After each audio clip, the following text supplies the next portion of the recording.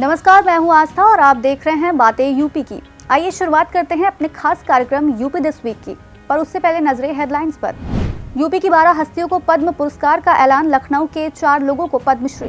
देश में सबसे ज्यादा कॉलेज वाले राज्यों की सूची में उत्तर प्रदेश अव्वल।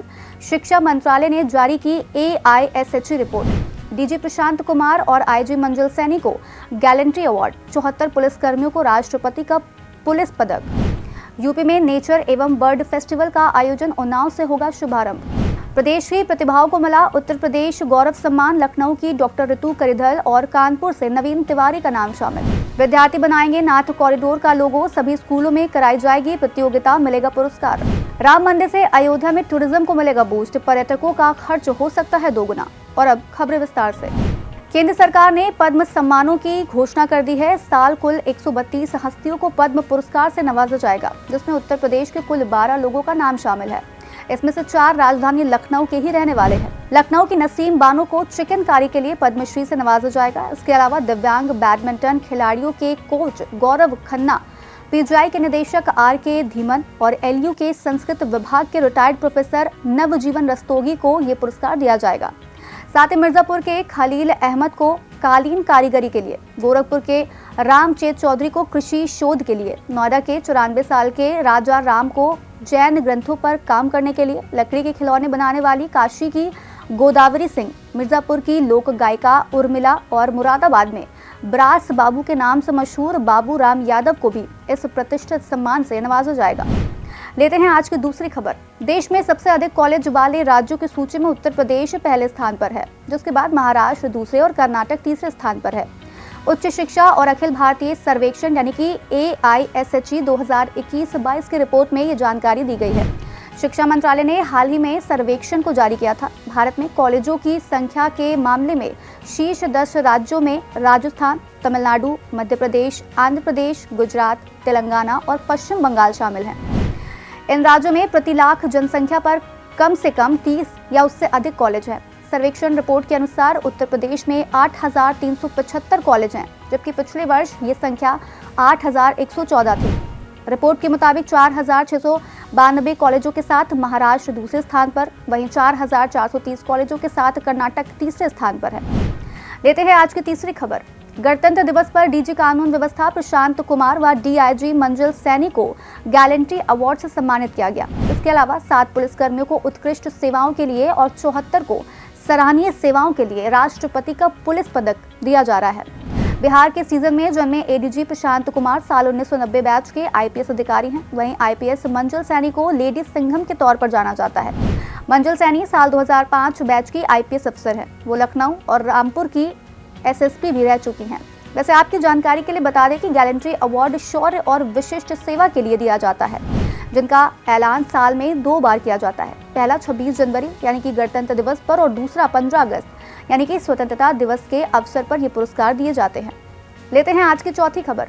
आम जनमानस को आर्द्र भूमि के संरक्षण एवं संवर्धन के प्रति जागरूक करने के लिए प्रतिवर्ष 2 फरवरी को विश्व आर्द्र भूमि दिवस मनाया जाता है। उत्तर प्रदेश में प्रदेश सरकार के नेतृत्व में विश्व वेटलैंड दिवस पर बर्ड फेस्टिवल का आयोजन किया जा रहा है। इसी क्रम में 27 जनवरी से 2 फरवरी तक नेचर एंड बर्ड फेस्टिवल 2024 मनाया जा रहा है। इसकी शुरुआत 27 जनवरी को शहीद चंद्रशेखर आजाद पक्षी विहार नवाबगंज उन्नाव से हो चुकी है। बर्ड फेस्टिवल के आयोजन में वन विभाग के साथ साथ अन्य विभागों एवं संस्थाओं और शैक्षिक संस्थानों, वन्य जीव, फोटोग्राफर्स आदि के सहभागिता रहेगी। साथ ही रंगोली, वाद विवाद, पोस्टर मेकिंग व स्लोगन राइटिंग जैसी प्रतियोगिताओं का भी आयोजन किया जा रहा है। बता दें कि साल 2023 में नेचर एंड बर्ड फेस्टिवल 2023 का आयोजन विजय सागर पक्षी विहार महोबा में किया गया था। लेते हैं आज की 5वीं खबर। यूपी दिवस के अवसर पर उत्तर प्रदेश का नाम रोशन करने वाली 2 हस्तियों को उत्तर प्रदेश गौरव सम्मान से सम्मानित किया गया है। इसके लिए लखनऊ की वैज्ञानिक डॉक्टर ऋतु करिधल और कानपुर के उद्यमी नवीन तिवारी का चयन किया गया है, जहां डॉक्टर ऋतु ने भारत के मंगल मिशन के विकास में महत्वपूर्ण भूमिका निभाई और वह इस मिशन की उप संचालक निदेशक थी। साथ ही वह चंद्रयान मिशन से भी जुड़ी रही हैं। वहीं कानपुर के नवीन ने दुनिया में सबसे बड़ा स्वतंत्र मोबाइल एडटेक प्लेटफॉर्म स्थापित किया है, जो उत्तर प्रदेश और भारत के व्यवसायों को राष्ट्रीय अंतर्राष्ट्रीय प्लेटफॉर्म से जोड़ता है। वहीं उनका लॉक स्क्रीन सॉफ्टवेयर 40 करोड़ से अधिक स्मार्टफोन पर मौजूद है। लेते हैं आज की अगली खबर। बरेली में मंडलायुक्त सौम्या अग्रवाल ने नाथ कॉरिडोर का लोगो बनाने की जिम्मेदारी बरेली में स्कूली बच्चों को सौंप दी है। सभी स्कूलों में प्रतियोगिता के माध्यम से विद्यार्थियों को नाथ कॉरिडोर का लोगो तैयार करने का मौका दिया जा रहा है। इसमें 7 नाथ मंदिरों का समावेश के साथ ही अलग अलग स्थान पर संकेत चिन्ह भी लगाए जाने हैं। जिले के सभी स्कूलों में ये प्रतियोगिता 29 जनवरी को होगी और स्टूडेंट को डिजाइन तैयार कर शिक्षकों को 31 जनवरी तक जमा करना होगा।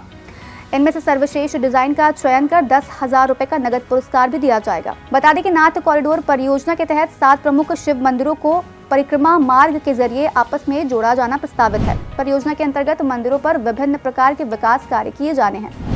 लेते हैं आज की 7वीं खबर। राम मंदिर में प्राण प्रतिष्ठा के एक दिन पूर्व यानी कि 21 जनवरी को स्टेट बैंक ऑफ इंडिया की रिपोर्ट में सामने आया है कि राज्य को केंद्र की तीर्थ यात्रा, कायाकल्प और आध्यात्मिक विरासत संवर्धन अभियान यानी कि प्रसाद योजना से बड़ा लाभ मिल रहा है। इसमें कहा गया है कि अयोध्या के राम मंदिर और राज्य सरकार की अन्य पर्यटन योजनाओं के चलते यूपी सरकार को काफी कमाई हो रही है। रिसर्चर्स ने अनुमान जाहिर करते हुए कहा है कि उत्तर प्रदेश सरकार को फाइनेंशियल ईयर 2025 में 20,000 से 25,000 करोड़ रुपए की अतिरिक्त कमाई हो सकती है।